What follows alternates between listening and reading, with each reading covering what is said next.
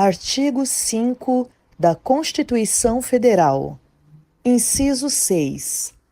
É inviolável a liberdade de consciência e de crença, sendo assegurado o livre exercício dos cultos religiosos e garantida, na forma da lei, a proteção aos locais de culto e às suas liturgias. Inciso 8. Ninguém será privado de direitos por motivo de crença religiosa ou de convicção filosófica ou política, salvo se as invocar para eximir-se de obrigação legal a todos imposta e recusar-se a cumprir prestação alternativa fixada em lei.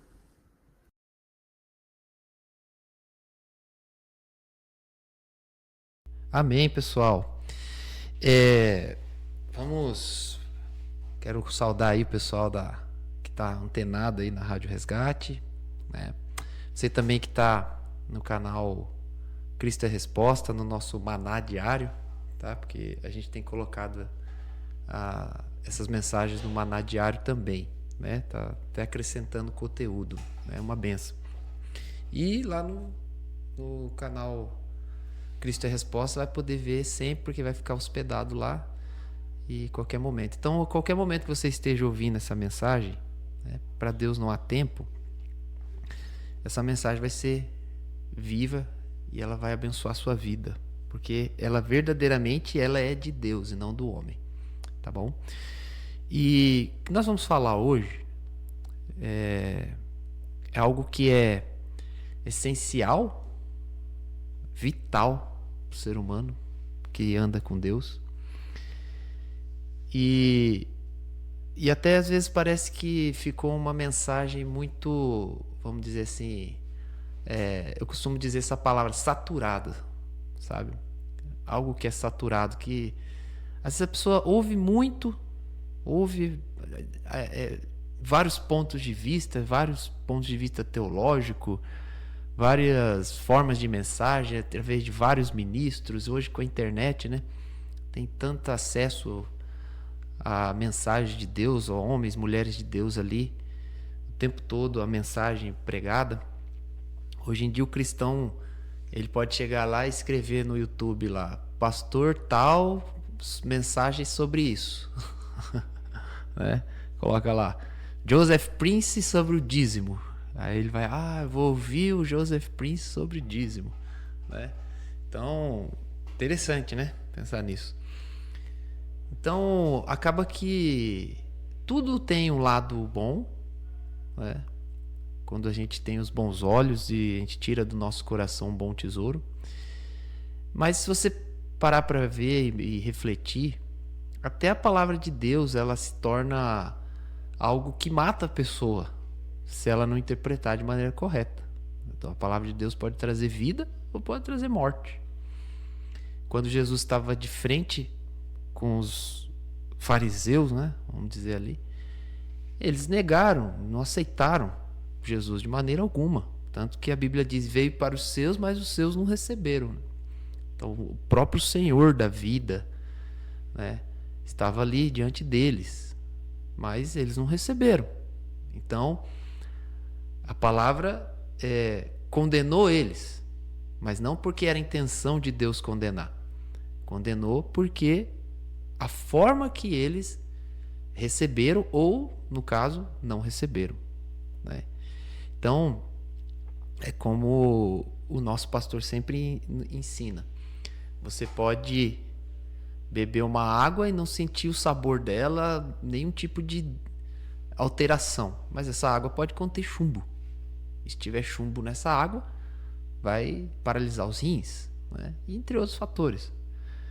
Mas a pessoa vai acabar, ela vai detectar o problema tempos depois, vai demorar até certo tempo. Então, da mesma forma, a pessoa interpreta errada a palavra de Deus, ela só vai ver os danos disso, tanto na vida dela como adiante, bem depois. Então, mas é a mesma palavra? Sim. Mas é a forma que a pessoa recebe. A forma, a justiça própria, o pensamento próprio que cada um tem. E por isso que a Bíblia fala tanto de nós morrermos para nós mesmos, né? Mortificação do nosso temperamento, do nosso caráter, aquilo que há de errado em nós, através da comunhão. É o que eu vou falar hoje. Então, se você reparar na obra de Jesus, por exemplo, isso aí tem toda a Bíblia, mas vamos falar da obra de Jesus quando ele se apresenta, né, para mostrar a lei, para mostrar o reino dos céus. Jesus, ele primeiramente, até para chamar a atenção dos discípulos, vamos dizer assim, ele fez os milagres. Ele foi lá, deu orientação de como eles deviam pescar, né? A pesca maravilhosa. Curava os enfermos, né? Manifestou o primeiro milagre no casamento, né? Só que depois disso, Jesus tinha uma conversa mais séria com os discípulos. Ele dizia o quê? Vem e me segue. Até separei aqui, ó, Mateus 19, 21. Quando Jesus conversa com o jovem, que a gente chama de jovem rico, né? Jesus respondeu: se você quer ser perfeito, vá, venda os seus bens e dê o dinheiro aos pobres, e você terá um tesouro nos céus. Depois venha e siga-me. E o interessante pensar no caso desse rapaz, né, aqui, que ele se apresenta, aí Jesus, ele questiona ali Jesus, como que ele faz, né, para ser perfeito, como que ele pode seguir. Aí Jesus fala assim: guarda a palavra, guarda os mandamentos. Aí ele diz assim: mas eu faço tudo, eu não adultero, eu não roubo, entrego o dízimo, né? Eu sou um cara top. Aí a Bíblia até diz que Jesus o amou. Jesus amou a reverência dele, vamos dizer assim, né? O compromisso que ele tinha em guardar a palavra. Admirou aquilo, né? Aí só que Jesus falou: então é uma pessoa que está disposta a viver. Vou transmitir para ele o que é perfeito. Foi no momento que Jesus falou: você quer ser perfeito? Me segue. O grande ponto ali não estava ele abandonar o dinheiro. A gente sempre foca nisso, né? O amor ao dinheiro. O grande ponto não estava no dinheiro. A questão estava em seguir Jesus, tá? E sempre até uma mensagem que serve até pro pessoal de mente de esquerda, né? E tal. Ó, tá vendo? Ó, rico não entra no céu, né? Só ter desculpa para não prosperar, né? Não é disso que tá falando. Inclusive o original grego aqui é aqueles que confiam nas riquezas, tá? Uma coisa é a pessoa ter uma prosperidade e outra coisa é ela confiar nisso. Um homem, uma mulher de Deus muito bem pode ser próspero, abençoado, ter patrimônio, mas ser uma pessoa que confia em Deus, não tem problema nenhum. O amor não está no dinheiro, pelo contrário, ainda usa o dinheiro para fazer amigos, como a Bíblia ensina. Usa o dinheiro para pregar o evangelho. Então a questão aqui não estava em separar aquele homem do dinheiro, a questão estava em andar com Jesus. Até porque o texto mostra, fica claro, né? É óbvio, que a única forma dele vencer o amor ao dinheiro era se ele andasse com Jesus. Então, Jesus não estava cobrando uma perfeição dele.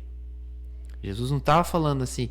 Jesus compreendia tanto o amor, o apego que ele tinha ao dinheiro, né? Que ele amava tanto o dinheiro, como o trecho diz, que ele confiava tanto naquilo que ele tinha e fazia, que Jesus falou assim: ó, para você ser liberto disso, tem que andar comigo. Por isso que ele fala, para ser perfeito. Gente, Jesus não estava chamando o cabra ali só para poder ter mais um discípulo, tá? Então, muitas vezes, o líder, né? Ele não chama a pessoa só para poder acrescentar, mas sim para aquela pessoa ser transformada. Porque tem coisas que a gente só aprende seguindo, tá? Curso teológico não ensina, a comunhão pessoal faz algo na nossa vida, mas muitas coisas que a gente aprende principalmente com relacionado à obra de Deus, é seguindo. E seguir não é só falar, eu sou 12 de tal pastor, não, é seguir de verdade. Seguir a mentalidade, submissão, né? Tá? Autoridade no amor, e assim vai. Então tem vários pontos. Então o que Jesus quis dizer? Você tem que estar perto de mim. Você tem que me seguir. Andar comigo, né? A gente falando alto aí, né? Então, você tem que me seguir, né? E andar comigo. Por quê? Andando comigo em comunhão, você vai aprender. Vai ser livre do que precisa ser livre. Amém? Então, é isso que a gente tem que entender, tá? Então, foca nisso, nesse princípio.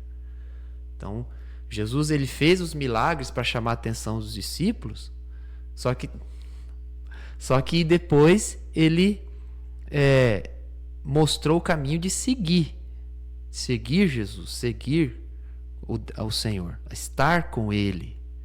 Inclusive, os apóstolos, eles andaram com Jesus todo esse tempo, 3 anos, né? Ali, praticamente, mais ou menos, porque eles precisavam aprender de Jesus, ser livre de si mesmo, até para que pudessem fazer a obra depois que Jesus foi ao céu.